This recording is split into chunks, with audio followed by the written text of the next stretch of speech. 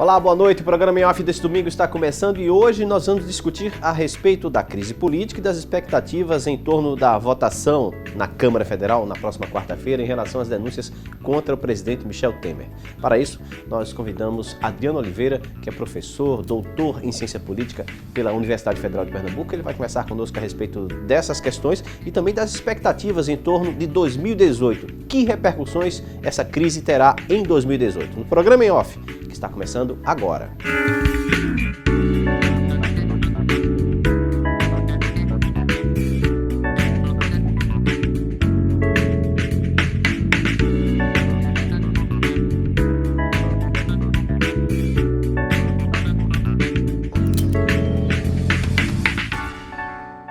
Professor Adriano Oliveira, doutor em Ciência Política pela Universidade Federal de Pernambuco, muito obrigado por estar aqui no programa Em Off deste domingo para discutirmos a respeito da questão política no Brasil, por que não, de alguma forma, no mundo também, a repercussão toda de toda essa crise pela qual estamos passando.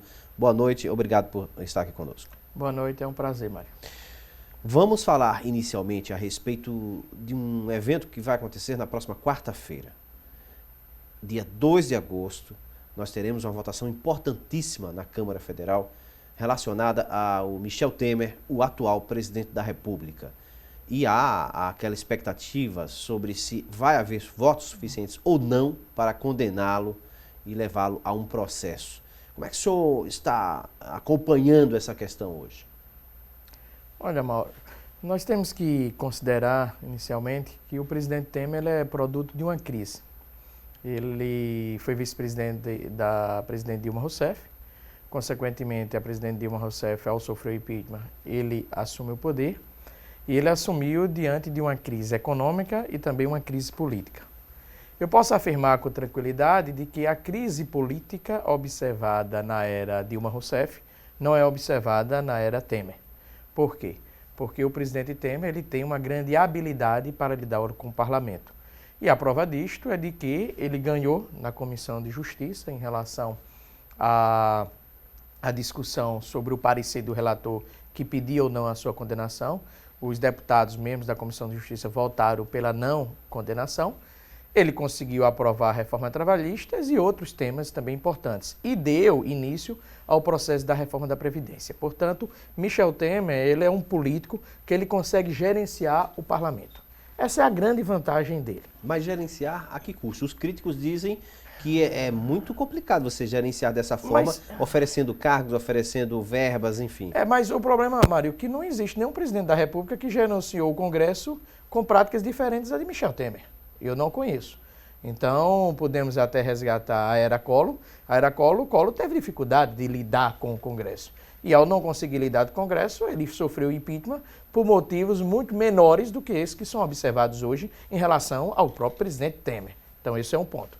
O segundo ponto, você tem que partir do princípio de que a formação de um presidencialismo de coalizão, ele dar-se-á a partir da repartição de cargos, a partir também da distribuição de benefícios. E de onde vêm esses benefícios? Do poder, do Estado. E quem distribui? O presidente da República, por meio de emendas parlamentares, por meio da entrega de cargos. Então, qualquer presidente da República faz isso. Então o erro não estaria no fato dele estar fazendo isso, estaria no sistema que existe hoje. Mas eu também não condenaria o sistema, porque ninguém vai ser deputado ou vai querer apoiar um governo sem obter nenhum benefício. Embora a ciência política insista nessa tese de que tem que ser discutida a ideologia ela nem existe no eleitor e ela muito menos existe na classe política. Obviamente que você tem uma ideologia, você tem diferenças entre políticos em termos de valores morais, de visões de mundo, mas no que condiz a você encontrar uma diferença ideológica clara, essa diferença ideológica não está clara no Brasil há muito tempo. Inclusive quando o ex-presidente Lula exercia o poder. Então, essa relação de troca de cargos e distribuição de benefícios é necessário para você manter a governabilidade. Eu não conheço nenhum presidente da República, inclusive o próximo que vier, que irá governar sem distribuir cargos, sem distribuir benefícios. O presidente ele tem que distribuir para obter o poder, consequentemente a governabilidade e fazer as reformas que o país precisa. Então, voltando ao assunto, Temer é um presidente que ele conseguiu cessar, diminuir ou frear a crise política. Esse é um ponto. A crise econômica, ao meu ver, ela está sendo superada. Entretanto, e os dados mostram isso. Então, na última sexta-feira, mostramos uma queda já do desemprego. Você teve uma queda arrojada da taxa de juros. Então, isso, o controle da inflação, mesmo que esse controle da inflação tenha sido ao custo da alta do desemprego, motivado. Mas você já tem um renascimento da economia brasileira. O que ocorreu? Ocorreu uma denúncia do Procurador-Geral da República em relação ao presidente Michel Temer. Nesta denúncia, o Procurador-Geral solicita ao Congresso a abertura de um processo. Esse processo sendo aprovado, o presidente é afastado e será julgado pela Câmara Federal, no caso pelo Poder Legislativo, inclusive pelo Senado. Então, isso freou a emancipação, a saída do país da crise. Deu esse frio, da crise econômica. Gerou também, inicialmente, uma turbulência política, que essa turbulência, inclusive, fez com que as pessoas partissem do princípio de que o governo Temer estava morto. Eu nunca acreditei nisso. Por que eu nunca acreditei nisso? Aí me permita, pelo simples fato de que parte da classe política vê o presidente Temer como um escudo à Operação Lava Jato. Ou seja, se o presidente Temer cair quarta-feira, se o parlamento autorizar a abertura de processo contra Michel Temer, certamente a classe política vai ficar muito mais vulnerável do que já está hoje em relação à Operação Lava Jato. Portanto, eu não acredito que o presidente Temer seja afastado. Daí vem uma outra discussão. Qual seria a vantagem da população para a população brasileira o afastamento do presidente Temer? Essa é uma pergunta que nós temos que fazer. Essa mesma pergunta eu fazia na era Dilma, porque eu não entendia e não observava motivos suficientes para o impeachment da presidente Dilma. Como agora, se você me perguntar, existem motivos suficientes para o afastamento do presidente Temer? Ao meu ver, também não. E você me pergunta, por quê? Porque existiu uma denúncia, uma suspeita. A principal questão, que era comprovar de que o recurso financeiro dado ao deputado federal iria ser para Temer, ainda não foi comprovado. Então nós não podemos brincar de impeachment presidentes. Por que nós não podemos brincar de impeachment presidentes? Porque nós temos que reconhecer, e está aí o grande problema, que quando o brasileiro decidiu apoiar a Lava Jato, quando o Ministério Público decidiu inicialmente apoiar a Lava Jato, eu suspeito de que existia uma ideia de que apenas supostos atos de corrupção estavam restritos ao PT ou ao governo Lula. Mas o que foi que a meritória Lava Jato mostrou? Que existe uma quantidade de atores envolvidos, ou seja, o próprio sistema está contaminado, que é impossível, sem provocar crises, sem provocar um profundo declínio econômico, como o país vive hoje, é o combate à corrupção. Ou seja, você combate a corrupção, mas você provoca ao mesmo tempo o declínio econômico do país. Então, a saída de Temer, assume Rodrigo Maia. Mas Rodrigo Maia terá o respaldo do Congresso para fazer as reformas? Será que hoje nós não estamos já conscientes da necessidade das reformas que o Brasil precisa? Em particular, a reforma da Previdência e a reforma do setor público? Então, nesse instante, Mário, nós temos que ter uma parcimônia, inclusive na análise política, de fazer a seguinte indagação. Qual é o benefício para a sociedade brasileira da saída do presidente Temer? Portanto, eu observo, inicialmente, que ele se manterá no poder, ele terminará o mandato, e segundo, não vejo vantagem para a sua saída. Qual a explicação que o senhor teria para a impopularidade do presidente Temer? 95% no país e 96% na região Nordeste. Nordeste, Norte e Centro-Oeste. É simples, né? E previsível. Aí me permita também que eu trouxe essa questão à tona. E há um dado interessantíssimo que é a seguinte questão. Quem recuperou o lulismo foi o governo Temer. Isso significa o quê? Que foi a pior estratégia da oposição, lê-se PSDB, apoiar o impeachment da presidente Dilma Rousseff. Era muito mais estratégico o PSDB ter permitido, ter possibilitado a presidente Dilma sangrar na opinião pública e um pouco ir arrastar a crise, do que a retirada dela. Simples, vou lhe dizer por quê. O Brasil precisa de reformas, mas essas reformas elas são impopulares. Quem teria que fazer as reformas? O PT. O custo das reformas cairia no colo de quem? Do PT. O custo das reformas hoje cai no colo de quem? Do presidente Michel Temer. Quem é aliado do presidente Michel Temer? O PSDB. Quem tem cargos no governo Michel Temer? O PSDB. Portanto, o custo, ele não está com o PT. O custo irá para o PSDB. O benefício irá para o PT. A impopularidade de Temer é explicada por um fator principal: as reformas impopulares. Ninguém quer discutir reforma da Previdência. Ninguém quer discutir reforma do setor público. E elas são necessárias, na sua opinião? Extremamente necessárias. Extremamente necessárias. Embora, me permita, nós temos que descobrir esse enigma, que na verdade não é um enigma, mas falta coragem à classe política, faltou também coragem a diversos presidentes da República de discutir a autonomia financeira dos poderes. Porque não basta você limitar, embora isso seja um avanço, limitar a distribuição de recursos para os poderes. O que é que eu quero dizer com isso? O presidente Michel Temer, ele aprovou a PEC que limita os gastos públicos. Medida mais do que necessária. Mas isso não vai fazer com que a saúde deixe de funcionar ou continue a funcionar precariamente? Isso não vai fazer com que falte recursos para a segurança pública? Isso não vai fazer com que faltem recursos para as universidades públicas, para o ProUni, para o FIES? Não, de modo algum. Essa limitação dos gastos públicos fará com que as instituições revelem quem são. No sentido de quê? No sentido de que um presidente da República, ao distribuir os seus recursos, o parlamento, ao distribuir os recursos que possui, ou as outras instituições, como o Poder Judiciário, o Ministério Público, o próprio Poder Legislativo, defina suas prioridades. A prioridade será aumentar salário ou a prioridade será contratar mais médicos? Fazer investimentos na educação básica, liberar recursos mais para o Fundef, conceder mais bolsas para que possibilitamos um processo de inovação na ciência brasileira. É isso que vai estar sendo discutido. Mais investimento para a segurança pública ou mais aumento de salário para determinadas categorias que já são privilegiadas no orçamento brasileiro?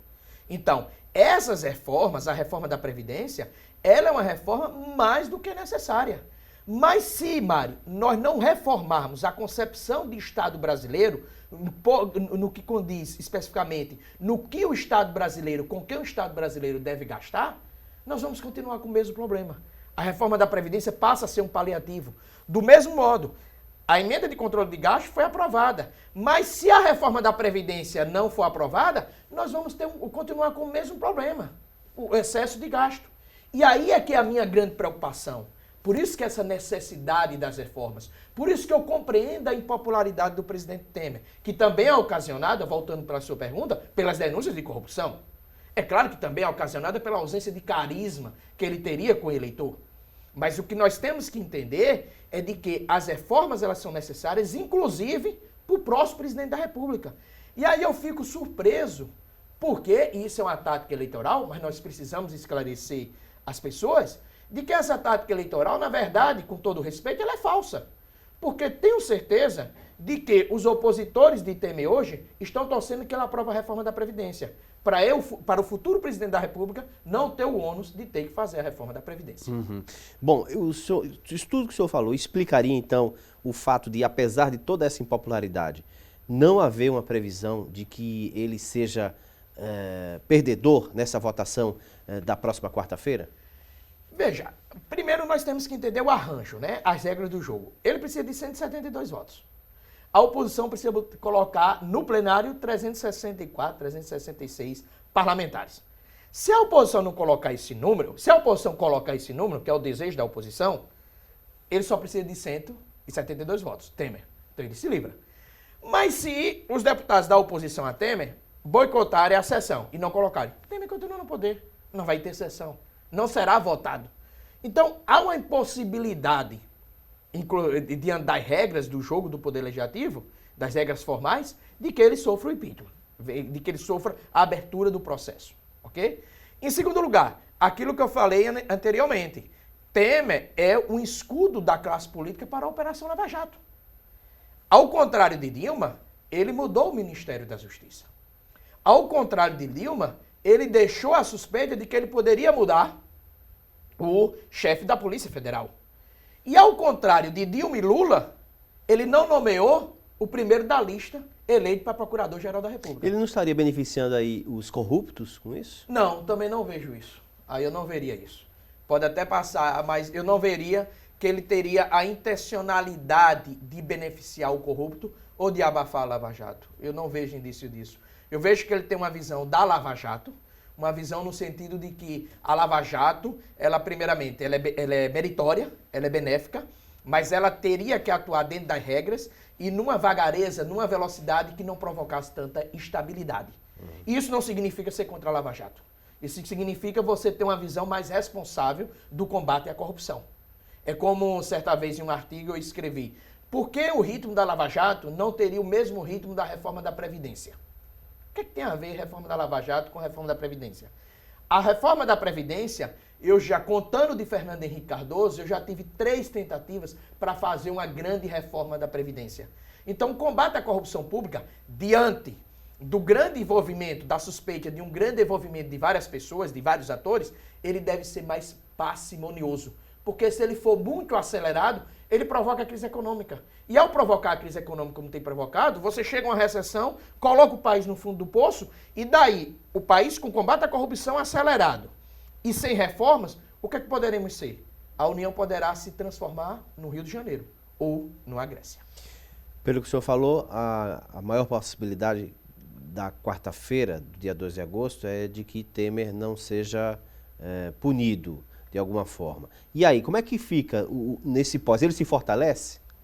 Veja, claro, se fortalece. Eu leio que... Eu nunca vi o presidente Temer enfraquecido. Você diz, ele foi enfraquecido diante daquela noite, me parece uma quarta-feira, quando saiu o vazamento da delação da JBS. Então, todos nós ali, ok, estávamos cientes de não que a população iria para as ruas, nunca tive essa percepção, mas de que ele sofreria o impeachment. Porque ali meu receio é de que viessem novas denúncias ou que tivesse uma comprovação clara, uma prova objetiva, não indícios, não suspeitas. Isso não significa que a narrativa trazida pelo Procurador-Geral da República, o Odílio Jandô, não seja uma narrativa forte, com indícios fortes. Contém, mas faltou a prova. Ok? Então, quando, 2 dias depois, eu procurei a prova, que ali estava alguma coisa à prova, ok? Que faltava essa prova, inclusive de obstrução da justiça, que eu também não entendi a lei, eu ainda não consigo ser convencido de ocorrer uma tentativa de obstrução da justiça, eu disse, não, ele vai ter nesse instante um processo de apaziguamento. E esse apaziguamento veio através de quê? Da luta de Temer para enfrentar não só a Operação Lava Jato, mas para chamar o parlamento e dizer, eu represento um escudo para vocês. Dizer e sinalizar para o setor produtivo de que o governo dele continua funcionando, que ele vai fazer as reformas e que quem é melhor para fazer esse processo de transição até a eleição de 2018 é ele. E isso ele está conseguindo. E a gente vai continuar falando a respeito desse assunto daqui a pouquinho no segundo bloco do programa Em Off deste domingo.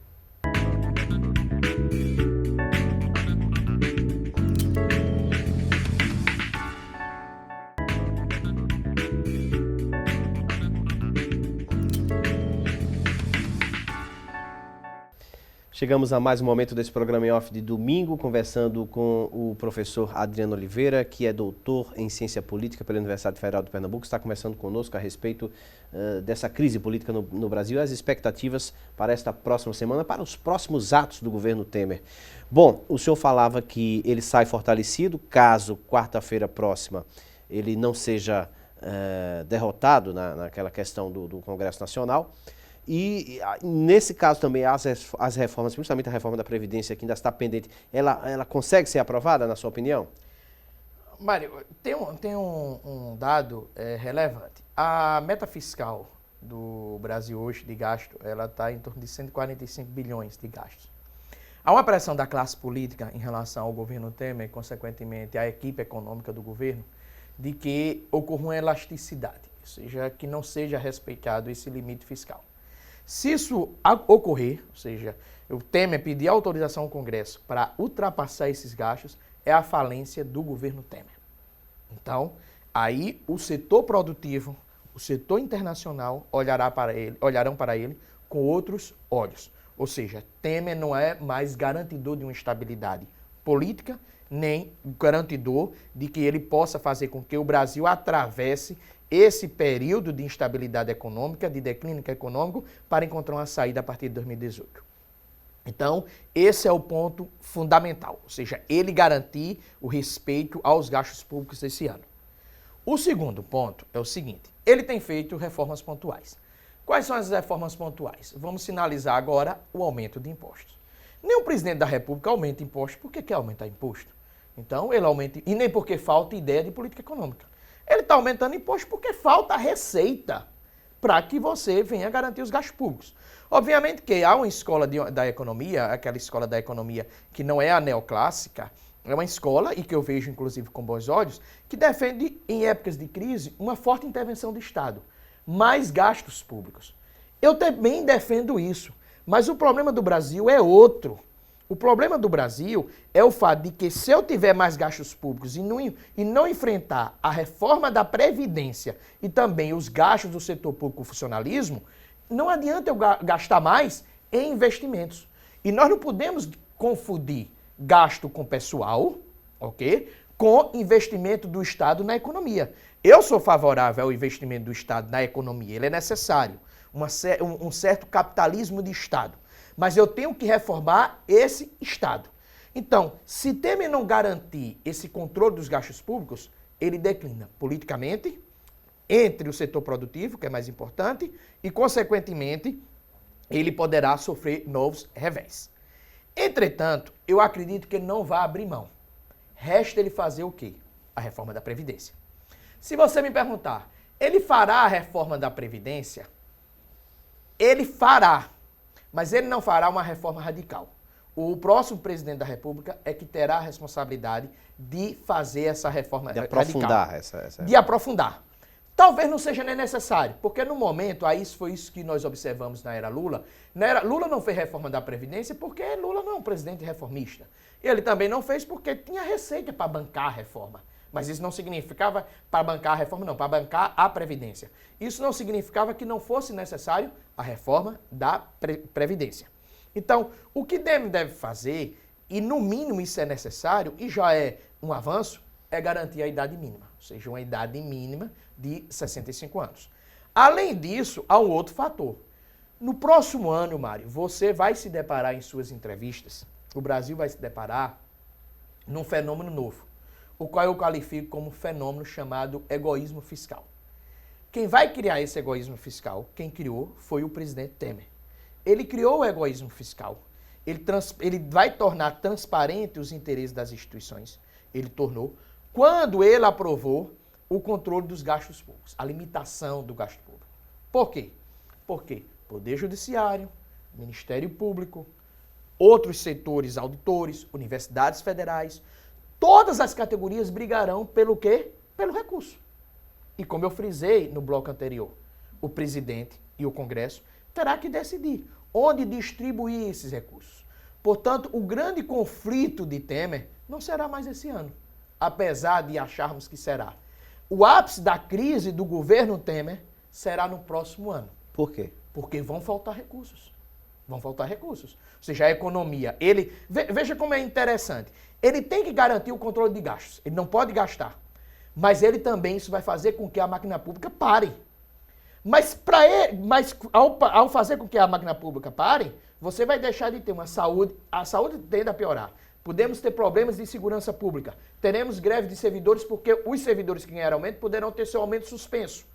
Mas é necessário o Brasil passar por esse processo de transição. Além disso, vai ter o limite do gasto. Ele não poderá aumentar o gasto, porque se ele aumentar, ele perde a credibilidade.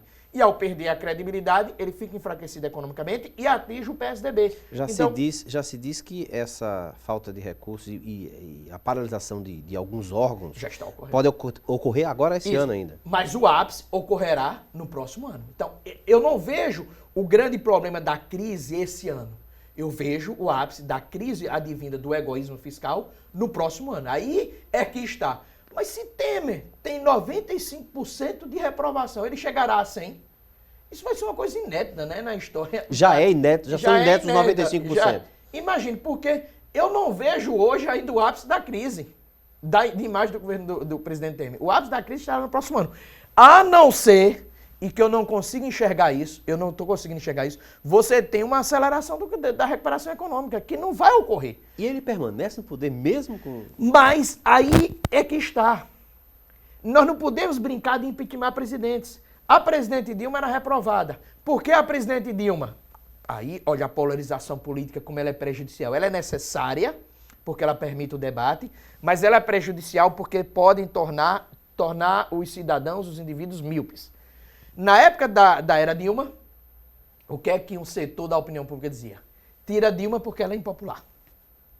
Ok? Os defensores de Dilma diziam, não tira Dilma porque tem que respeitar a soberania popular. Aí agora, os que defendiam a permanência de Dilma diziam, tira Temer, que ele é ilegítimo, que ele não teve a soberania popular, ok? E porque ele está impopular. Mas Temer não está desrespeitando a soberania popular. Temer foi eleito com os votos de Dilma Rousseff.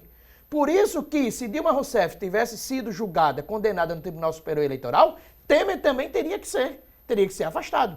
Então, a presidente foi impeachmentada, o rito foi respeitado, o rito constitucional, o presidente Temer assumiu, ele tem que ficar no lugar dele. Só porque ele é impopular eu vou tirar o presidente? Aí, neste caso, vamos estar diante de um grande problema. Qualquer presidente que venha propor reformas que desagradem a opinião pública, que cause impopularidade, esse presidente tem que ser impeachmentado. Então, nós não vamos ter mais governos. Nós vamos ficar a depender de quê? De uma Grécia, no sentido de quê? Da Grécia Antiga, onde as pessoas levantavam mão, se tivesse maioria o governo, ele permanecia. Se não tivesse maioria, ele saía uma nova eleição. Então, vamos ter sempre o quê? Crises e mais crises. Portanto, nesse instante, nós não devemos considerar se ele é impopular ou popular. Nós temos que considerar que ele foi eleito vice-presidente da República e que ele tem que permanecer no poder. Do mesmo modo, aí eu faço um adendo, eu trago a uma questão fundamental, que eu fico preocupado. Imagina se Lula for candidato em 2018. Imagina o processo eleitoral judicializado que nós teremos. Ações e mais ações querendo impugnar a candidatura do ex-presidente Lula. Imagina um outro cenário, que o presidente Lula ganha a eleição no segundo turno. Quantas pessoas ou instituições irão questionar o resultado, não o resultado da eleição, mas se alguém que responda a 5 processos, que é réu em processo, pode ser presidente da República. Portanto, nós teremos mais o quê? Instabilidade. E aí daí é onde eu quero chegar. Eu quero chegar nessa minha visão ampla do fato de que ou nós chegamos a um consenso de que nós já estamos no fundo do poço e precisamos reformar o Estado brasileiro e que também o combate à corrupção pública ele deve ocorrer respeitando a governabilidade ou, de fato, a crise não cessará com a nova eleição. E na prática, como é que isso aconteceria? Como é que o senhor pensa que isso aconteceria? Mário, isso na prática... seria ideal para que... Mário, veja, isso na prática causa até um susto que eu falo. Você já deve ter ouvido falar nisso. É um acordão. O acordão não significa você admitir, reconhecer ou aplaudir a corrupção pública. De modo algum. O acordão significa você reconhecer o seguinte. A crise chegou ao limite. O Brasil está no fundo do poço. A crise econômica. 2. O problema da corrupção não é restrita a um partido político. Ela é restrita a um sistema. Como eu vou resolver esse problema? Do dia para a noite? Não. Eu tenho que ter instituições frequentemente funcionando. Até porque, Mário, nós deveríamos fazer a seguinte pergunta. Por que existiu a Operação Lava Jato? A Operação Lava Jato existiu porque as instituições não estavam funcionando adequadamente. Por isso que vieram 5, 8 procuradores da República, muito competentes, com espírito público. Por isso que vieram juízes sérios, como no caso do Sérgio Moro, e decidiu enfrentar a corrupção. Mas isso é uma parte da instituição. Não significa que isso é o todo. Se fosse o todo, certamente nós não poderíamos ter a Operação Lava Jato. Mas temos, a minha hipótese, pelo enfraquecimento. Então, já que nós chegamos a esse ponto, nós temos que tentar entender que não dá mais. É ter uma certa, dar um freio, uma certa paciência. E fazer isso é torcer pela impunidade? Não. É, por exemplo, delações premiadas. Só divulgue quando o Supremo Tribunal Federal chancelar. O Supremo Tribunal Federal, mesmo chancelando, não divulga só quando o inquérito for aberto. Será que toda prisão provisória, ela é necessária? Ela não deve ser feita no limite? Então, são questionamentos esses que podem ser feitos à Operação Lava Jato, que sugerem acordão, mas não acordão no sentido antirrepublicano. No sentido de que ela tem que atuar dentro dos ditames do Estado de Direito e fazendo com que a governabilidade permaneça para o país não parar, porque o país parou. Alguém vai ter que um dia perguntar, inclusive os cientistas políticos e os economistas, as consequências da Lava Jato para a economia brasileira. Isso vai ter que ser respondido algum dia. As consequências da Operação Lava Jato para a mudança das instituições brasileiras também teremos que responder. Mas, me permita, Mário, na última sexta-feira, na Folha de São Paulo, o procurador, eu me esqueci o nome dele agora, não foi o Dallagnol, ele deu uma entrevista fantástica, ele é muito sensato, e ele é da Operação Lava Jato, é procurador da Operação Lava Jato. Ele disse o seguinte: a Lava Jato vai ter um fim. Por quê? Porque ela abordou a corrupção na Petrobras. Para mim, o que o procurador disse é relevante. Por quê? Porque a Operação Lava Jato se concentrou numa empresa, a principal empresa do país, de economia mista, conseguiu fazer com que essa empresa iniciasse um processo de transformação ao Ministério Público combater a corrupção interna. E a Petrobras hoje ele já anuncia, a Petrobras mudou. Já tem um slogan novo, Gerou né? essa peça de publicidade, a Petrobras mudou. Fará com que o próximo presidente da República não tenha a Petrobras como cabide de emprego, nem como banco de desenvolvimento. Respeite os acionistas, respeite a história da Petrobras e, consequentemente, o que é que nós podemos ver? Uma nova governança da Petrobras. Então, qual foi para mim o recado do procurador? Ele dizer, olha, no ambiente específico nós combatemos. Não pode sair o quê? Você sair em todo o sistema, tentando, às vezes, de modo desorganizado e, consequentemente, gerando ingovernabilidade, combatendo a corrupção com muita celeridade. Uhum.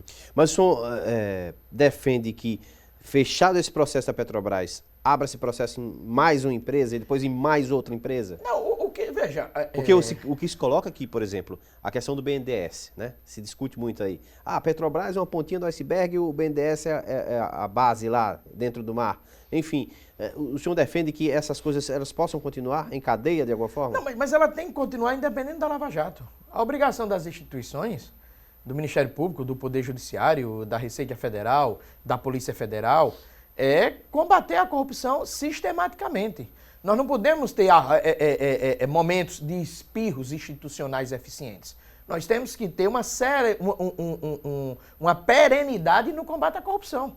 Então, isso depende. Se existe suspeita de corrupção no BNDES, que a Polícia Federal investigue silenciosamente, ao ter provas concretas, que peça a autorização da Justiça para indiciamento, junto com o Ministério Público, autorizado que seja punido.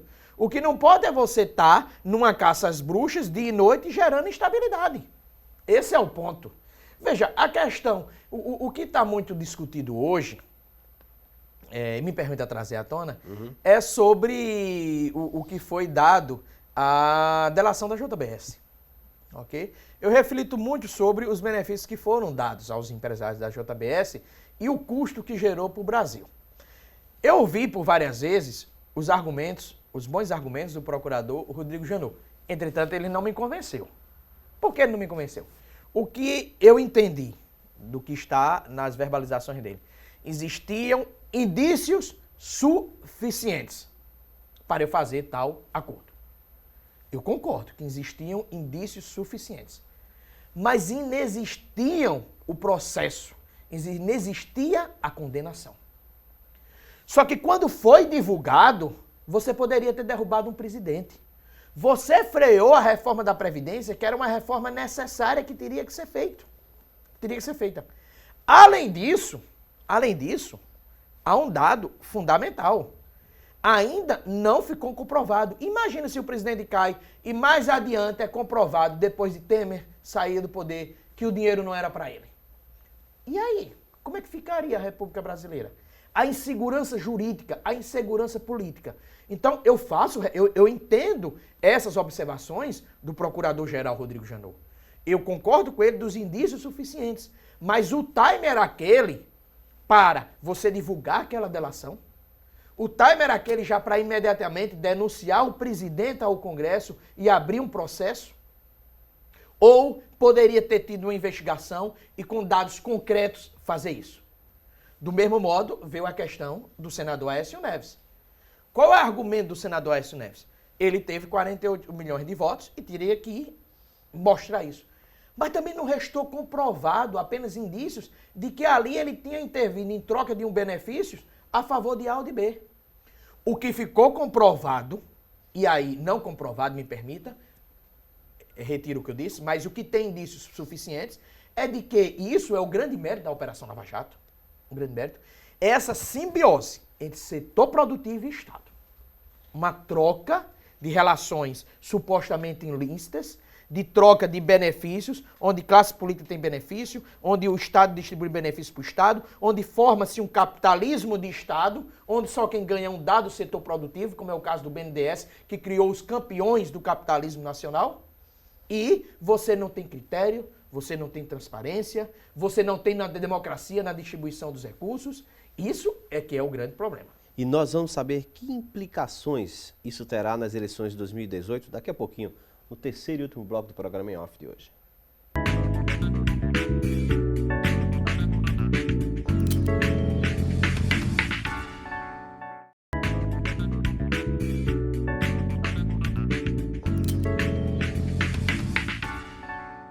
Voltamos ao programa Em Off desse domingo, conversando com o professor Adriano Oliveira, que é doutor em Ciência Política pela Universidade Federal de Pernambuco, está conversando conosco a respeito dessa situação política no Brasil, hoje e para 2018, professor. O que esperar, então, como repercussão de tudo isso que está acontecendo neste ano para as eleições de 2018? Mário, corrupção, a temática corrupção, ela não vai punir fortemente os candidatos. Vamos começar a análise pela eleição proporcional. A relação íntima entre eleitor e candidato, que é observada numa eleição para deputado estadual e deputado federal, ela irá permanecer. O poder dos prefeitos, dos vereadores, lideranças comunitárias, cabos eleitorais, esse poder no fato de que eles podem dar voto aos deputados, também irá permanecer. Então, esse mecanismo, essa estrutura que faz com que deputados estaduais, deputados federais conquistem o voto, estará mantida. Esse é o primeiro aspecto. O segundo aspecto, nós estamos diante da suposição de uma renovação. Também não acredito na suposição da renovação, em virtude de que os mecanismos da relação eleitor e candidato permanecerá, em virtude também do fato de que as regras, principalmente que se manter o proibido o financiamento empresarial, não vai possibilitar, consequentemente, que você tenha um grande número de candidatos gastando por ele mesmo. Inclusive, a reforma política discute de proibir Mário Neto, um João Dória. João Dória, se for candidato a presidente da República, ele não poderá tirar dinheiro do bolso dele mais para gastar. Então, o financiamento vai ser só público. Quem serão os maiores beneficiados? PMDB, PSDB e PT, que são os três maiores partidos. Então, isso já sugere que não existirá uma renovação no parlamento. O Distritão vai ajudar isso, se for aprovado? Veja, eu não gosto de dizer que sou favorável ou contrário ao Distritão, mas eu não tenho nenhum problema com o Distritão, até porque eu vejo que o Distritão ele já existe hoje. O Distritão, ele existe parcialmente hoje. Vamos explicar para o eleitor? O Distritão, hoje, como é que ocorre, Mário? Hoje você vota num candidato, mas esse candidato que você votou, mesmo ele tendo muitos votos, ele pode não entrar, perder a eleição, entre aspas, em razão de que outro candidato com o menor número de votos tenha entrado no lugar dele. Por que isso ocorre? Pelo quociente eleitoral. O quociente eleitoral é a regra que garante a proporcionalidade. Então, por exemplo, vamos supor que para deputado estadual o quociente eleitoral seja 60 mil. Se o PSB... 60 mil votos. 60 mil votos. 60 mil votos. Importante isso.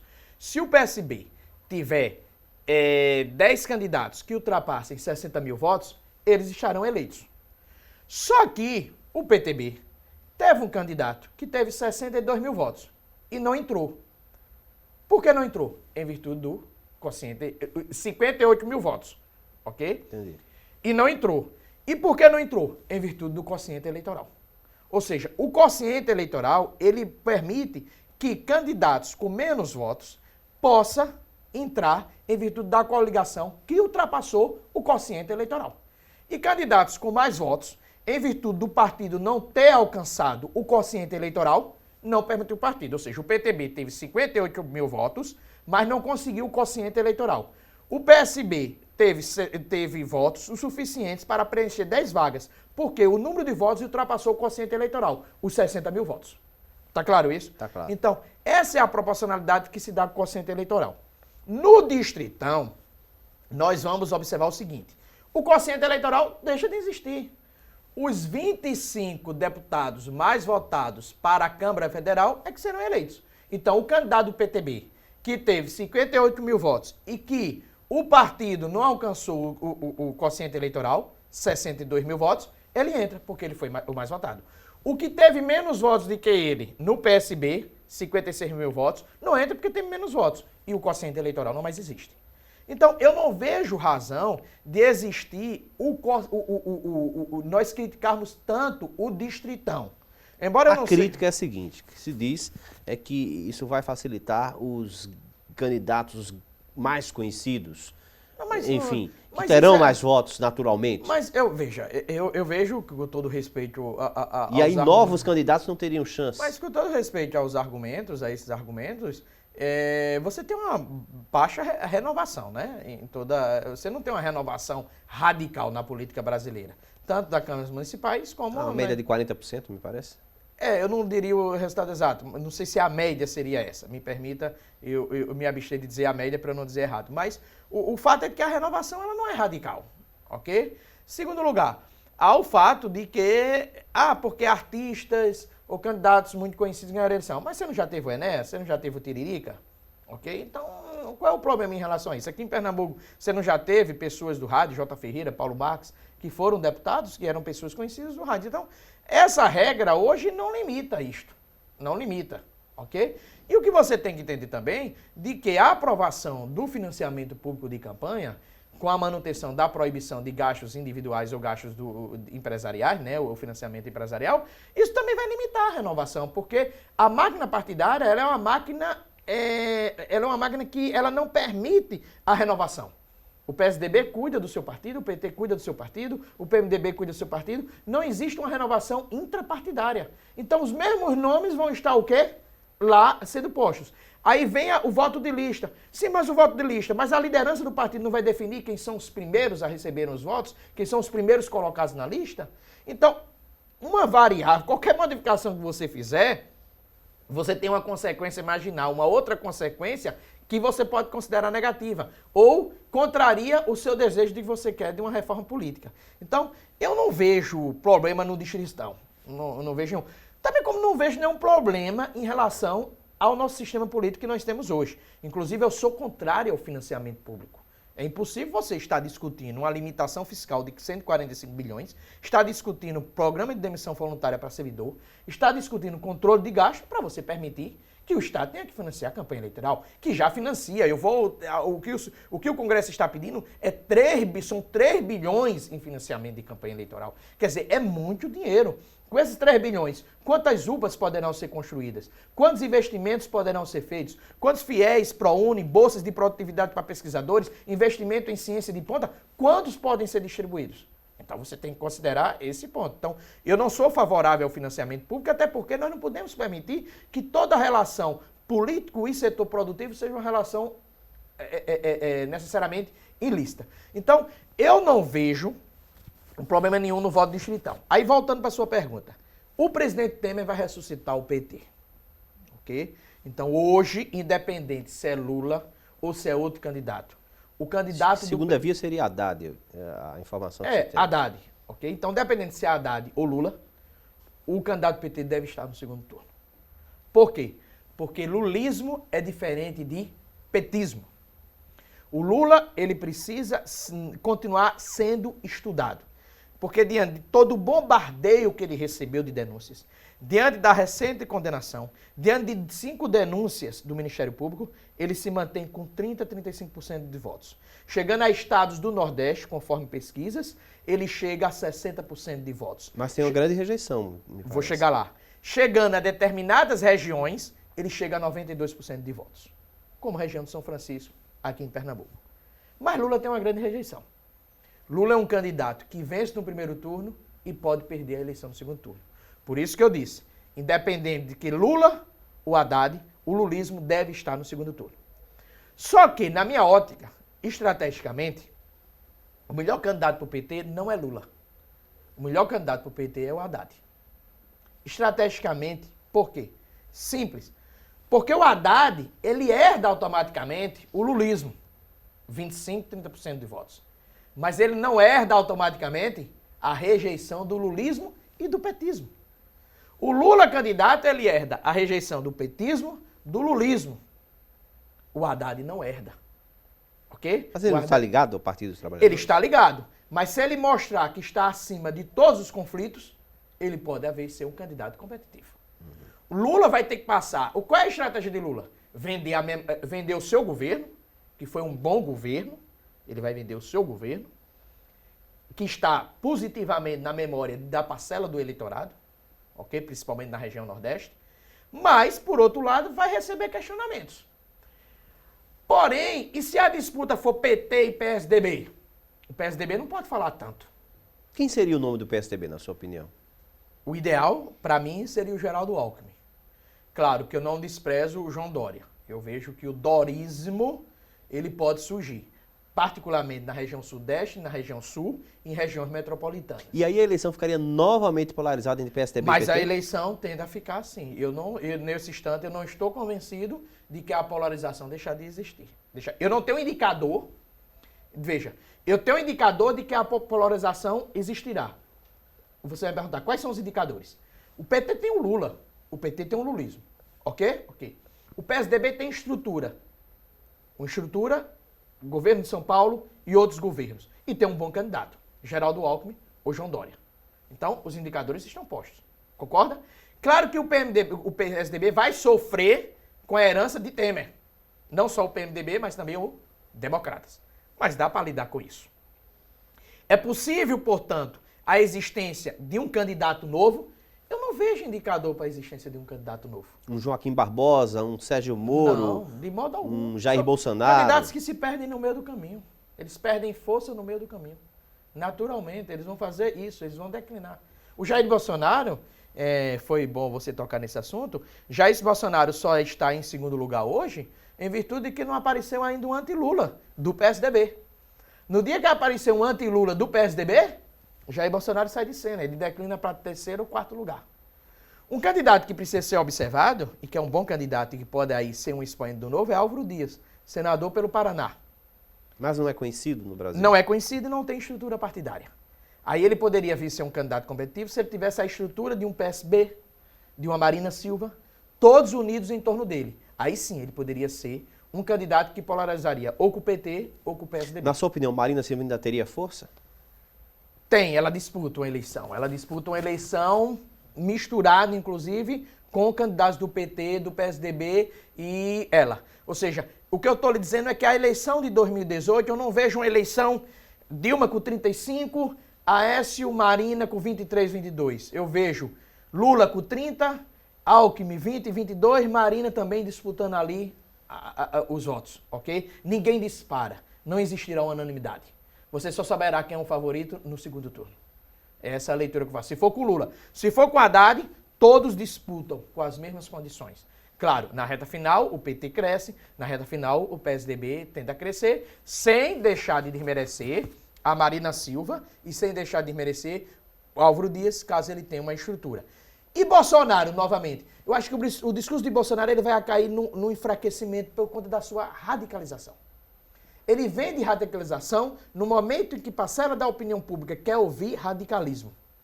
Isso não significa que necessariamente na campanha o eleitor desejará ouvir esse radicalismo. Uhum. E o eleitor, ele vai às urnas? Ou ele vai se abster mais, ele vai votar mais nulo? por conta de tudo isso que está acontecendo? Olha, Mário, considerando as eleições municipais, eu vejo que vamos manter. Houve um raciocínio equivocado de que a eleição municipal representou uma ruptura quando uma ordem anterior, ou seja, os eleitores mudaram, ocorreram mais abstenções. Recife teve menos abstenção. Olinda teve menos abstenção. Rio de Janeiro teve mais abstenção. Vamos entender a eleição municipal do Rio? Um bispo, que era o pastor Crivella, e um radical, que era o Marcelo Freixo. Então, eu tinha dois extremos disputando. Eu tinha o quê? Eu tinha eleitores que não se davam bem com o bispo Crivella e nenhum eleitor que se dava bem com o deputado Freixo. Consequentemente, essa disputa fez com que você tivesse uma alta abstenção. Em São Paulo, forte rejeição do PT e forte rejeição do governo Haddad. Razão para a vitória de Haddad e razão para a alta abstenção. Então, esses radicalismos, eles limitam um pouco em alguns estados. Foi isso que ocorreu no Rio de Janeiro. Mas eu não vejo de modo algum, que você tenha um aumento considerável, expressivo da abstenção. Até porque o voto é obrigatório e é interessante ver isso. Embora o custo seja muito pequeno se Mário Neto não for votar, se Adriano não for votar, as pessoas têm um compromisso de ir votar. E vão voltar. Até existe um estudo de dois economistas, um inclusive da Universidade Federal, em que ele mostra que quem mais vai votar é o eleitor de classe média. Por quê? A dependência de concurso, do emprego, de algumas questões. Os eleitores das classes C e D é que deixam a abstenção é maior. Você pode ter fatos como esse, mas não vejo que você terá algum resultado drástico de uma alta abstenção. Uhum. Em Pernambuco isso repercute também? Olha, em Pernambuco, o que vai balizar a disputa é Lula, né? Bom, mas mesmo caso seja condenado, o ex-presidente Lula continua forte dessa forma, influenciando assim? Veja, Mário, nós observamos uma grande charfudação em relação à imagem do presidente Lula. Uma condenação recente, diversas ações, notícias negativas contra ele, contra o PT, 5 denúncias ou 6 denúncias do Ministério Público. Eu lembro que ele chegou a 17%, 18% há 3 anos atrás. Todos deram Lula como morto. Eu acredito, aí você é uma testemunha, você pode ser testemunha, não sei se lembra, eu sempre disse, Lula não está morto. E qual era a minha tese? A minha tese era simples. A retirada de Dilma do poder, a saída de Dilma do poder, colocava a crise econômica na oposição. E o eleitor, veja, nós temos que deixar de confundir rede social com realidade. Quem vai para a rede social é o eleitor que ou gosta de uva ou gosta de abacaxi. O que gosta de uva não vai gostar de abacaxi. O que gosta de abacaxi não vai gostar da uva. Então eles vão ficar reclamando.